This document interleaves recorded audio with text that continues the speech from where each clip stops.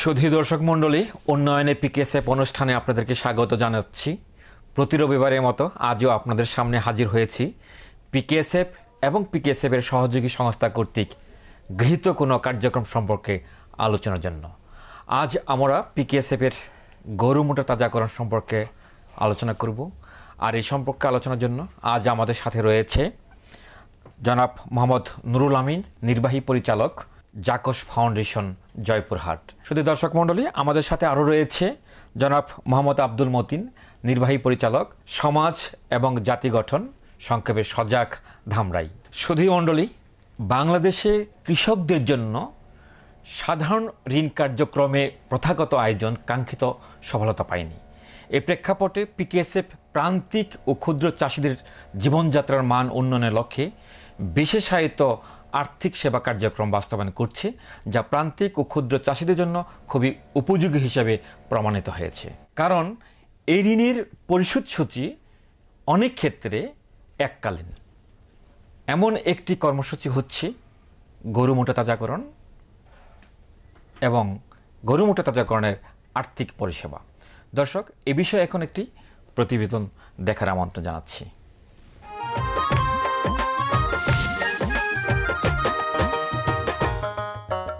আবহমান কাল থেকে কৃষকরা বংশ পরম্পরায় গরু পালন করে আসছে। পূর্বে কৃষকরা হাল চাষ বা দুধের চাহিদার জন্য গরু পালন করলেও এখন মাংস উৎপাদনের জন্য গরু পালন করছে। মাংস উৎপাদনের জন্য গরু পালনকে গরু মোটা তাজাকরণ বলে। গরু মোটা তাজাকরণ করতে হলে কৃষকদের বেশ পুঁজির দরকার হয়। ঢাকা জেলার ধামরাই থানার প্রায় সব গ্রামে পল্লী কর্মসহায়ক ফাউন্ডেশন তাদের সহযোগী সংস্থার মাধ্যমে গরু মোটা তাজাকরণ খাতে পুঁজি সরবরাহ করে আসছে। এ থানার শৈলান গ্রামের শিক্ষিত বেকার যুবক মোহাম্মদ সুলতান খান, আগে আমি বেকার খাইতাম। আমি সজাগের আওতায় 5 লক্ষ টাকা ঋণ নিছি। এখানে আমি একটা বাড়িতে খামার করছি। ঈদের মধ্যে যে আমি 8টা গরু বিক্রি করছি, কিছু অংশ লাভ হয়েছে। এতে আমার সংসার মোটামুটি চলে। আবারও গরু উঠাইছি। গরু মোটা তাজা করার জন্য মৌসুমী ঋণ নিয়েছি আমি। এইখানে আমাকে সপ্তাহ বা মাসে কোনো কিস্তি বা দিতে হয় না, বছরে একবার কিস্তি দিতে হয়। বিশেষ করে কুরবানি ঈদকে সামনে রেখে এই যখন গরুগুলো বিক্রি হবে অধিক মুনাফা পাওয়া যাবে। তাতে সজাগে টাকা দেওয়ার পর কিছু অংশ ওই টাকা থাকে। ওই টাকা আমি অন্য একটা কাজে বা আমার যে কাজটা আছে ওইখানে আমি পুঁজি বাড়াইতে পারবো। খামারে তিনি এবং তার পিতা সার্বক্ষণিক কাজ করেন। প্রথম বছর গরু মোটা তাজাকরণ করে কোরবানি ঈদের সময় বিক্রি করে পিকেএসএফ এর সহযোগী সংস্থার ঋণ পরিশোধ করার পরও বেশ লাভ করেন তারা। পোলায় দেখশন করে, আমিও বেশিরভাগ এটা নিয়ে আছে সাংসারিক কিছু করি। তাতে মোটামুটি একটা মানুষের ফার্ম করলে খুব ভালোভাবে চলা পারবো, সমস্যা নাই। আর আমরা যে কিস্তি আনছি ওই কুরবানি ঈদের সব বেচা কিনে করে লাভের অংশ বা কিস্তি একটা করে আমরা দিয়ে দেই। আমরা ওই মাসে মাসে কিস্তি দিই আর কি। গরু মোটা তাজাকরণের উপর প্রশিক্ষণ থাকায় গরু পালনে তার তেমন কোনো সমস্যা হয় না। এই গ্রামের আরো একজন খামারি হলেন মোহাম্মদ আরিফুল ইসলাম। তিনি কৃষি কাজের সাথে জড়িত ছিলেন। পিকেএসএফ এর সহযোগী সংস্থার প্রশিক্ষণ নিয়ে তাদের আর্থিক সহায়তায় তিনিও গরু মোটা তাজাকরণ খামার গড়ে তোলেন। বাড়ির পাশে জায়গাটা খালি ছিল, সেই জন্য আমি চিন্তা করলাম যে সজাগের থেকে লোন নিয়ে আমি গরু মোটা তাজাকরণের জন্য একটা মিনি ফার্ম করলাম। আমার ছেলে কলেজে লেখাপড়া করে, তার পাশাপাশিও আমাকে সহযোগিতা করে এবং বাড়ির সবাই আমাকে সহযোগিতা করে এখানে কাজ করার জন্য। আর গরুর কোনো সমস্যা বা অসুখ বিসুখ হইলে সজাগের ডাক্তারের কাছে আমরা পরামর্শ নিই এবং তারা আমাদেরকে সহযোগিতা করে। এই সংস্থা বড় খামারের পাশাপাশি দরিদ্র কৃষকদেরও গরু মোটা তাজাকরণ খাতে মৌসুমী কৃষি ঋণের আওতায় আর্থিক সহায়তা দিয়ে থাকে। এমন একজন হলেন মোহাম্মদ জসিম উদ্দিন। তিনি নিজের সামান্য জমির পাশাপাশি অন্যের জমিতে কাজ করেন। সজাগ থেকে আমি 25,000 টাকা ঋণ নিয়ে গরু কিনছি 19,500। আর যে আমি গরু খাওয়াইছি, খাওয়াইয়া 35,000 টাকা গরু বেচছি। বেচে আমি সজাগের টাকা পরিশোধ করছি। পরিশোধ করে আমার 5,000 টাকা লাভ আছে। গরু মোটা তাজাকরণ এই এলাকার কৃষকদের মাঝে বেশ সাড়া জাগিয়েছে। বেকার যুবক থেকে শুরু করে ভূমিহীন কৃষক সকলেই এর সুফল লাভ করছে। সজাগটা এমন একটা এলাকাতে প্রতিষ্ঠিত যে এখানে বেশিরভাগ লোক কৃষক, তারা কৃষিকাজের সাথে জড়িত এবং পাশাপাশি তারা গরু মোটা তাজাকরণের সাথেও জড়িত। এই সুবিধার কারণেই আমরা তাদেরকে কৃষক সমিতির মাধ্যমে কৃষি ঋণ প্রদান করার পাশাপাশি আমরা গরু মোটা তাজাকরণের ঋণ প্রদান করে থাকি। কোরবানি ঈদকে সামনে রেখে আমরা মৌসুমী ঋণ দিয়েছি 8,200 জন সদস্যের মাঝে 17,000 গরুর জন্য 46 কোটি টাকা। এই টাকা দিয়ে গরু ক্রয় করেছে এবং তারা গরু মোটা তাজা করে কুরবানি দিয়ে বিক্রি করবে এবং তারা আমাদের ঋণ ফেরত দিবে এবং তারা আর্থিকভাবে লাভবান হবে। গরু মারা গেলে দেখা যায় সদস্য অনেক ক্ষতির সম্মুখীন হয়। এই ক্ষতিকে কাটিয়ে ওঠানোর জন্য 2008 সাল থেকে গবাদি পশুর বীমা কার্যক্রম শুরু করি এবং কোনো সদস্য যদি গরু মারা যায় তাহলে সে যে টাকা দিয়ে গরু ক্রয় করছে গরুর ক্রয় মূল্য সহ গরু লালন পালন বাবদ প্রতি মাসে তাকে আমরা আরও অতিরিক্ত 1000 টাকা করে বীমার সুবিধাটা প্রদান করে থাকি। পাশাপাশি যখন কোনো গরু অসুস্থ হয় তাৎক্ষণিক তাদেরকে চিকিৎসা সেবাটা দিয়ে থাকি এবং আমাদের চিকিৎসা সেবাটা সম্পূর্ণ বিনামূল্য হয়। এক কথায় গরু মোটাতাজাকরণ এই এলাকার চেহারা পাল্টে দিয়েছে। পিকেএসএফ তাদের সহযোগী সংস্থার মাধ্যমে গরু মোটাতাজাকরণ খাতে মৌসুমী কৃষি ঋণ বিতরণ করে দরিদ্র মানুষের অর্থনৈতিক উন্নয়নের পাশাপাশি দেশের আমিষের চাহিদা মেটাতেও বিশেষ ভূমিকা রেখে চলেছে। শুধু দর্শক মণ্ডলী, পল্লী কর্মসহায়ক ফাউন্ডেশনের যে মৌসুমী ঋণ কার্যক্রমটা রয়েছে তারই একটি অংশ হচ্ছে এই গরু মোটা তাজাকরণের কার্যক্রমটা। আপনার এলাকাটা এই গরু মোটা তাজাকরণের জন্য কতটুকু উপযোগী? আমাদের কর্ম এলাকাটা ধামরাই উপজেলাকে ঘিরে, এখানে পতিত জমি নেই, তবে আমরা ওই নতুন প্রযুক্তির মতো তাকে একটা ঘরের মধ্যে আবদ্ধ রেখে কাঁচা ঘাস অথবা অন্যান্য খাবারও আমরা সেখানে দিয়ে তাকে এই লালন পালনটা করি। আমাদের একটা ধারণা ছিল যে গরু মোটা তাজাকরণের জন্য চারণভূমির দরকার। আমরা আগের মতো পারবো না, সেজন্য নতুন প্রযুক্তি ব্যবহার করে করছি। আগে মানুষ আসলে গরু পালন করত, এটা হালের সঙ্গে খুব জড়িত ছিল। এখন মানুষ যখনই কলের লাঙ্গল হয়ে গেল তখন কিন্তু আর গরু পালনের প্রয়োজন নাই। কিন্তু গরুর মতো এত উপকারী পশু বোধহয় আমাদের আর নেই। গরুর সব কিছু আমার প্রয়োজন, গরুর মাংস, গরুর দুধ, গরুর চামড়া। কাজেই যে প্রকৃতিগত যে কিছু জ্ঞান আছে যেটা পরম্পরা আরেকজনের কাছ থেকে স্থানান্তরিত হয়, আমার দাদার কাছ থেকে আমার বাবা শিখেছে, আমার বাবার কাছ থেকে আমি শিখেছি, হয়তো আমার ছেলে থাকে না সে শিখবে না, কিন্তু এটা আমাদের উপযোগী একটা জিনিস। একটি বিষয় হচ্ছে পরিবেশ সংরক্ষণ, আর আমাদের যে লক্ষ্য সেটা হচ্ছে কর্মসংস্থান। জি, প্রতিটা দেশের পার ক্যাপিটা মিট কনজামশনের একটি সংখ্যা থাকে। আমাদের দেশে যদি হিসাব করি সেটা হচ্ছে প্রায় 80 কেজি। একটি মানুষ প্রতি বছর 80 কেজি মাংস তার প্রয়োজন, কিন্তু আমরা যোগান দিতে পারি বোধহয় 7-8 কেজির মতো আর কি। এই যে বিশাল ব্যবধান, এটাও কমিয়ে আনার একটা প্রচেষ্টা। এই যে প্রতিবেদনে আমরা যে উপকারভোগীর সংখ্যা দেখলাম, আপনার প্রতিষ্ঠানে এর সংখ্যা কীরকম হবে? এককভাবে এটা একটা বৃহৎ প্রকল্প, প্রায় 20,000 পরিবারকে আমরা এই গরু মোটা তাজাকরণে সহযোগিতা করছি। এই কাজটার জন্য কি কোনো মৌসুম আছে? কোরবানির ঈদকে সামনে রেখে তারা এই কাজটা আরম্ভ করেছে। যেহেতু বিপণন ব্যবস্থা খুব শক্তিশালী নয় নর্থ বেঙ্গলে, শুধু ঈদের সময় অনেক সময় আমরা কিছুটা ক্ষতিগ্রস্ত হয়ে যাই, ঝুঁকিতে পড়ে। তো এই ঝুঁকিটা কাটানোর জন্য আমরা আরেকটা ঋণ দিয়ে থাকি যেন বৎসরে তারা 2 বার এটা ব্যবহার করতে পারে।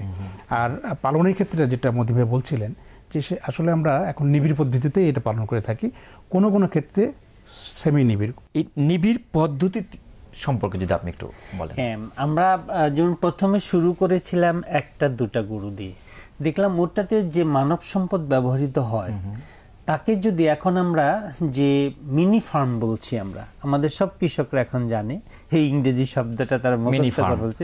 কতটা গরু? এটা 10টা পর্যন্ত। আচ্ছা, এখানে আমরা যেটা 2টা জিনিস যোগ করেছি, একটা হচ্ছে 7 থেকে 8টা গরু থাকবে মোটা তাজাকরণের জন্য, আরেকটা হচ্ছে 2 থেকে 3টা গাভী থাকবে, যাতে সে গাভীর দুধটা বিক্রি করে প্রতিদিনের যে খরচ আছে সে সেখান থেকে নিতে পারবে। এবং সেখানে আমরা মানে অনেকেই এই মানুষদেরকে পুঁজি দিতে একটু দ্বিধা করে বা ভয় পায়। আমি ভিত্তিহীন পরিবারকে 10 লক্ষ টাকা পর্যন্ত এই ঋণ দিয়েছি, যে এবং জামানতবিহীন কিচ্ছু নাই, শুধু তার কাছ থেকে আমি যেটা জামানত নিয়েছি সেটা হচ্ছে ওর বিশ্বাস। কারণ আমি 1000 পরিবারের সঙ্গে আমার 1 বছরে মিনি ফার্ম করার ইচ্ছা, সেইটা যদি আমি করতে, এবং এই ঋণটা কিন্তু আমি শুধু 1 বছর 2 বছর, এই ঋণটা আমি 3 বছরের জন্য দেবো। যদি এই মিনি ফার্মে যে কোনো বাড়িতে যান দেখবেন এই মিনি ফার্মের মধ্যে মশারি টাঙানো আছে, হয়তো তার নিজের ঘরে নেই, কারণ সে গরুটাকে ঠিক রাখলে তার আর্থিকই হবে। তার নিজের ঘরে যে বাড়িতে বিদ্যুৎ আছে, নিজের ঘরে হয়তো ফ্যান নেই, কিন্তু সে মিনি ফার্মে ঠিকই ফ্যান লাগিয়েছে, কারণ গরুকে পরিচর্যা করতে তার ফ্যানও লাগে। এটার প্রসারটা কি দিন দিন বাড়ছে? শুরুতে শুরু করেছিলাম একটা করে গরু দিয়ে, এখন কিন্তু আমরাও মিনি ফার্মে চলে গেছি এবং আমরা যে গরু মোটা তাজাকরণের যে ইম্প্যাক্টটা যদি একটু বিশদ বলতে চাই, তাহলে আমরা ইম্প্যাক্ট হচ্ছে পরিবেশের উপর বিশাল একটা ইম্প্যাক্ট এটা আছে। যেমন আমার বায়োগ্যাস প্ল্যান্টের যে বায়োমাস, এটা খুবই উন্নত মানের একটা সার, এবং এই বায়োগ্যাস প্ল্যান্টের গোবর দিয়ে যদি কেউ চাষাবাদ করে অন্য কোনো সার তার লাগবে না, প্রয়োজন নেই। এবং আপনার এই বায়োগ্যাসের ম্যানেজমেন্টটার জন্য দেখা যাচ্ছে যেখানে আপনার বায়োগ্যাস প্ল্যান্ট থাকবে সেখানে আপনি ওই গরুর গোবরের কোনো গন্ধ পাবেন না। তাই এটা আমরা করছি এবং আমাদের এটা চাহিদাটা দিন দিন বাড়ছে। বিরতিতে যাব, বিরতির পরে আবার আপনাদের কাছে ফেরত আসবো। শুধু দর্শকবৃন্দ, আমাদের একটি বিরতি নিতে হচ্ছে এবং সে পর্যন্ত আমাদের সাথে থাকবেন।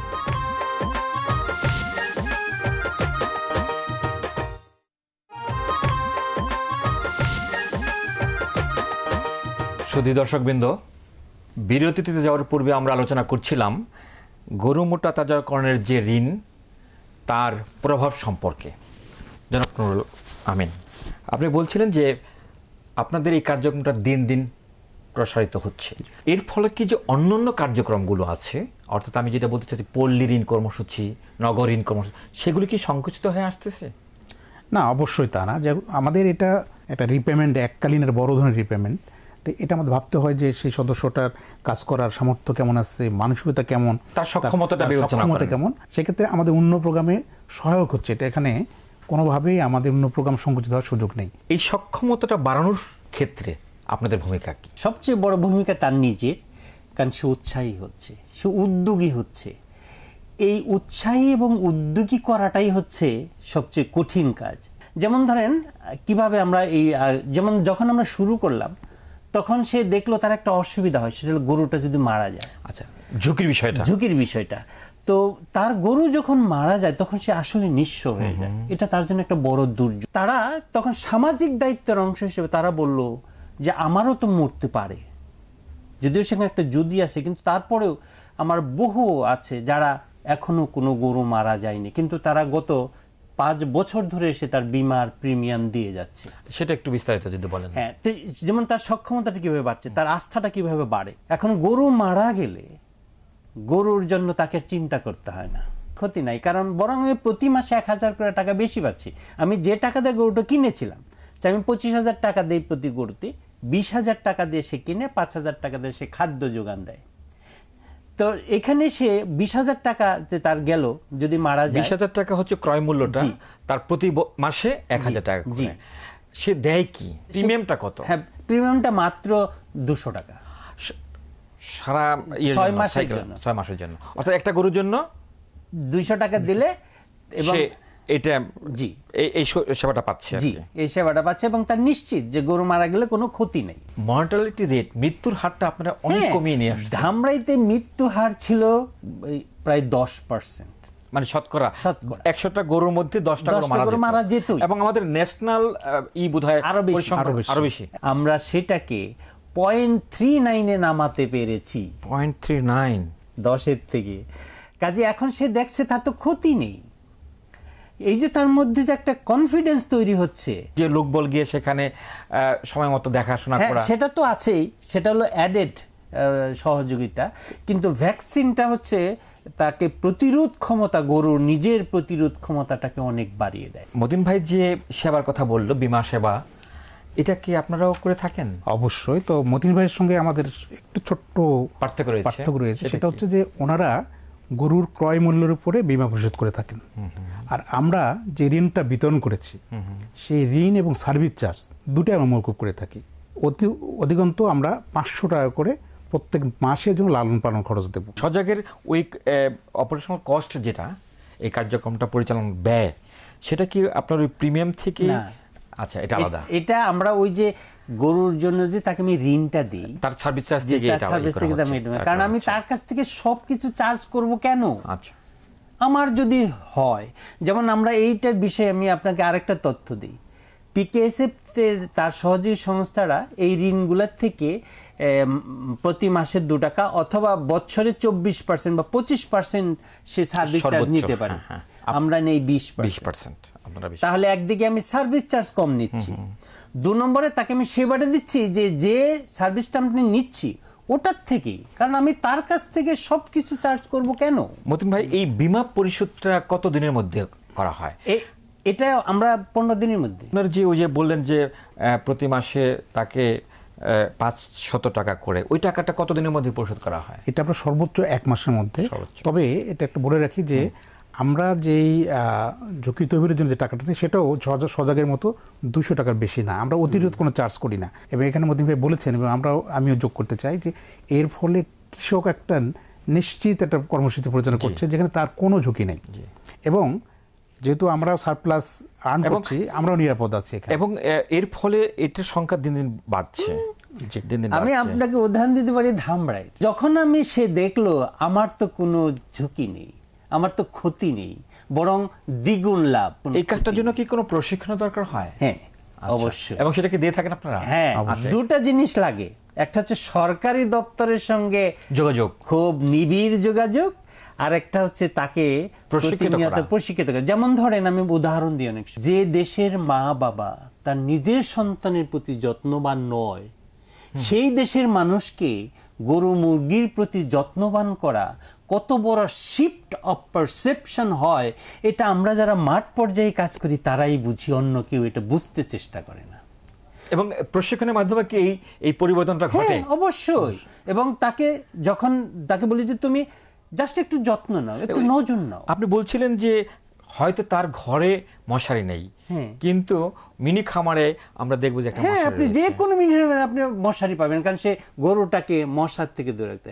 নিজের ঘরে ফ্যান নেই, এটা কি প্রশিক্ষণের মাধ্যমে হয়? অবশ্যই। এবং সে নিজের প্রস্তাবটা তার, যে গরুটা শরীরটা অনেক বেশি, টেম্পারেচার অনেক বেশি থাকে, ওকে ফ্যান লাগেই, তাহলে ও স্বস্তিতে ঘুমাতে পারে, স্বস্তিতে থাকতে পারে। কাজে নিজের স্বস্তি না করে, নিজের স্বস্তি না চিন্তা করে সে গরুর স্বস্তি চিন্তা করে বেশি। এই যে shift of perception, shift of thinking, তার চিন্তা জগৎটাকে আমরা পরিবর্তন করেছি। এই জিনিসগুলো কিন্তু কেউ ওইভাবে দেখে না। আমাদের